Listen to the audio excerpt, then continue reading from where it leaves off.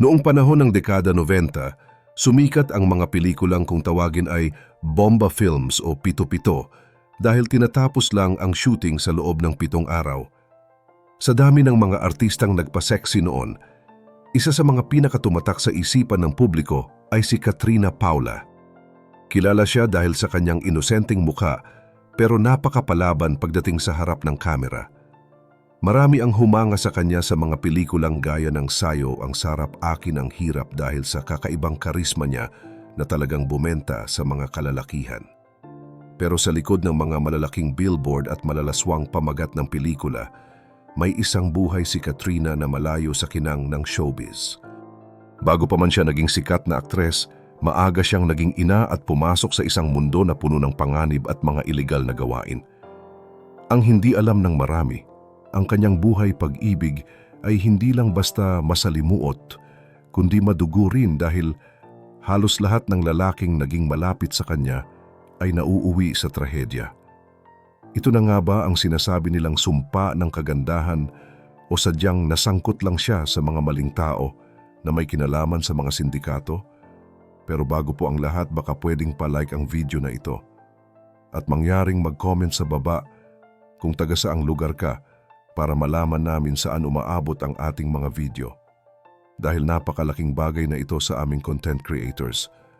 Maraming salamat po. Angeline Samonte Yap, ang tunay na pangalan ni Katrina Paula, at sa edad na 18 ay may 2 na siyang anak. Ang kanyang asawa na si Anthony Yap ay isang kilalang negosyante na nagmamay-ari ng mga sikat na nightclub gaya ng Metallica at Paradise. Sa madaling salita, hindi sila mahirap dahil may pera ang kanyang asawa, pero dito nagsimula ang problema.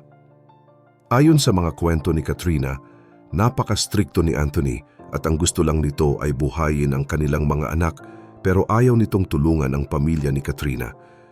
Dahil gusto niyang suportahan ang kanyang mga magulang at kapatid, gumawa siya ng paraan na hindi alam ng kanyang asawa. Pumasok siya bilang Guest Relations Officer o GRO sa isang bar sa Timog Avenue kahit na may asawa na siya. Dahil kapapanganak lang niya noon at medyo malusog pa ang kanyang katawan, hindi muna siya nagsayaw at naging taga-asikaso lang muna ng mga table.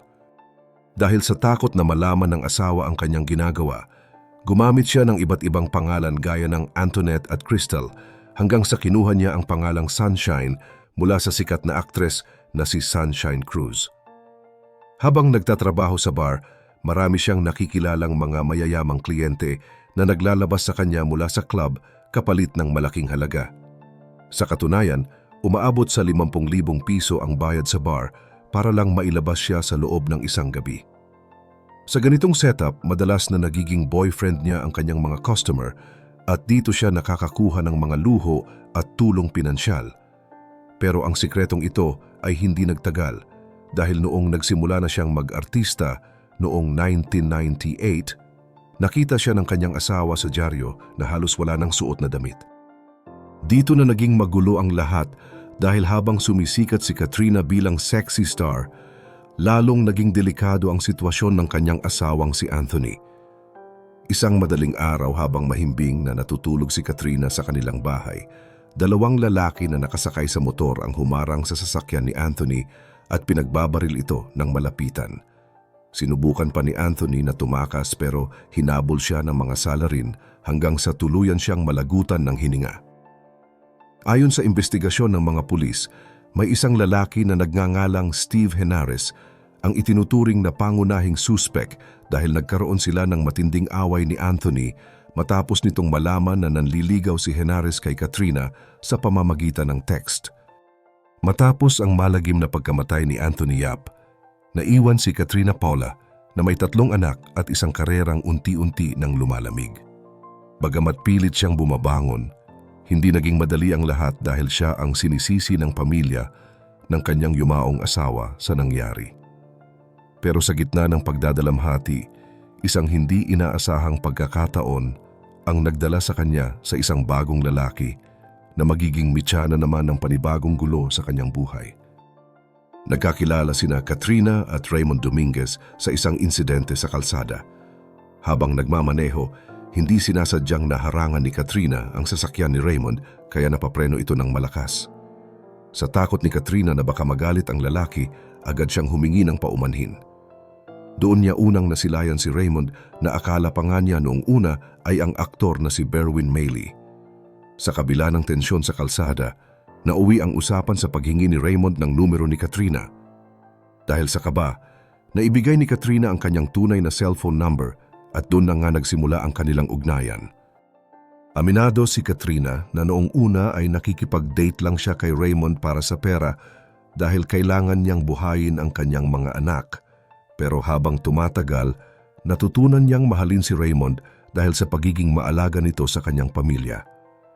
Kahit bata pa si Raymond, laking gulat na ni Katrina dahil napakarami nitong pera at kusa itong nagbibigay para sa pag-aaral ng kanyang mga anak kay Anthony.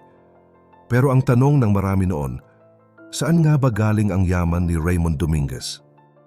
Noong makulong si Raymond, humiram ito ng 800,000 piso kay Katrina para sa pampiyansa. Ang perang ito ay ang huling ipon ni Katrina mula sa namayapang asawa na si Anthony. Kahit labag sa loob niya, ipinahiram niya ito dahil sa awa at pangakong dodoblehin nito ang pera niya. Hindi nga nabigo si Katrina dahil binalik ni Raymond ang pera na umabot sa mahigit 1 milyon na siyang ipinambili ni Katrina ng bahay sa Parañaque. Noong una, ang alam ni Katrina ay nasa buy and sell ng mga sasakyan si Raymond, pero habang tumatagal ay nagkakaroon na siya ng kutob.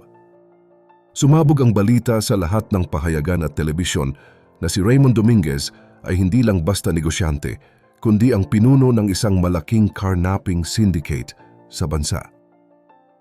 6 na buwang buntis si Katrina noon sa anak nila ni Raymond nang pumutok ang iskandalong ito. Gulong-gulo ang isip ni Katrina at tinanong niya ang asawa kung totoo ba ang mga balita, pero palaging itinatanggi ito ni Raymond. Magkakaalam, share ko lang story ko. Dumating ako sa point na isang income lang hindi na sapat para sa pamilya ko. Kaya naghanap ako ng extra income at oo, marami rin akong pinagsisihan na online courses at online materials. Pero may natutunan ako. Dahil doon, unti-unting guminhawa ang buhay ko.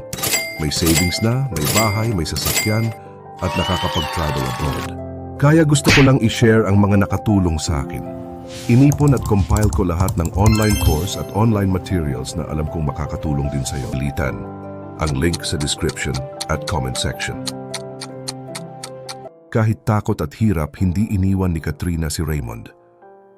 Araw-araw siyang pumipila sa bilibid-bitbit ang kanilang anak, mga gatas, diaper, at mga bagong plansang damit para sa asawa.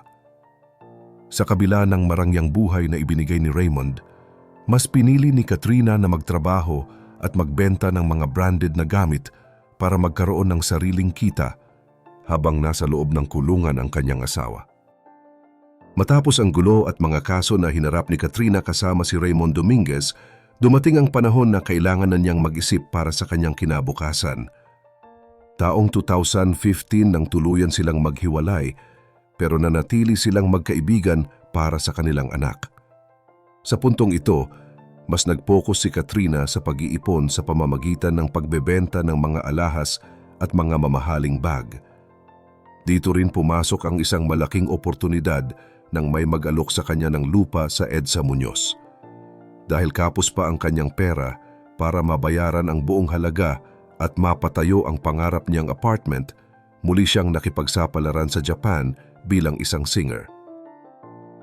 Sa Japan, nakilala niya ang isang Hapon na nagngangalang Satyo na naging nobyo niya. Dahil sa laki ng tiwala ni Satyo kay Katrina, pinahiram siya nito ng 2 milyong piso para ituloy ang pagpapatayo ng kanyang building sa Pilipinas. Sa kasamaang palad, pumanaw din si Satyo kaya kinailangan ni Katrina na ibenta ang kanyang bahay sa Parañaque para mabayaran ang mga natitirang utang sa lupa at matapos ang construction. Ngayon, nagbunga ang lahat ng hirap niya dahil mayroon na siyang apartment building na may 21 pinto na nagbibigay sa kanya ng sapat na kita buwan-buwan. Habang maayos na ang buhay ni Katrina, isang malungkot na balita naman ang dumating noong Pebrero 2021. Natagpuang wala ng buhay si Raymond Dominguez sa loob ng kanyang selda sa Bilibid dahil sa atake sa puso. Bagamat may mga duda ang pamilya ni Raymond sa sanhi ng pagkamatay nito, tinanggap na lang ni Katrina ang nangyari. Sa kabila ng lahat ng kontrobersya, kabilang na ang pagkakaugnay ng pangalan niya sa mga kaso ng karnaping na kalaunan ay naibasura rin dahil sa kakulangan ng ebidensya. Pinatunayan ni Katrina na kaya niyang tumayo sa sarili niyang mga paa. Mula sa pagiging isang sikat na sexy star hanggang sa masangkot sa mga lalaking may madidilim na background, napanatili ni Katrina Paula ang kanyang tatag. Sa ngayon, masaya na siya sa kanyang tahimik na buhay bilang isang negosyante at malayo na sa panganib na dala ng kanyang mga nakaraang relasyon.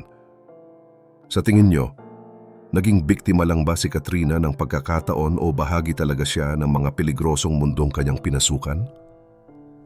Kung kayo ang nasa kalagayan niya, pipiliin niyo rin ba ang yaman kapalit ng ganito kagulong buhay? I-share mo naman ang sagot mo sa ibaba at huwag kalimutang mag-like at subscribe para sa mas marami pang updates gaya nito.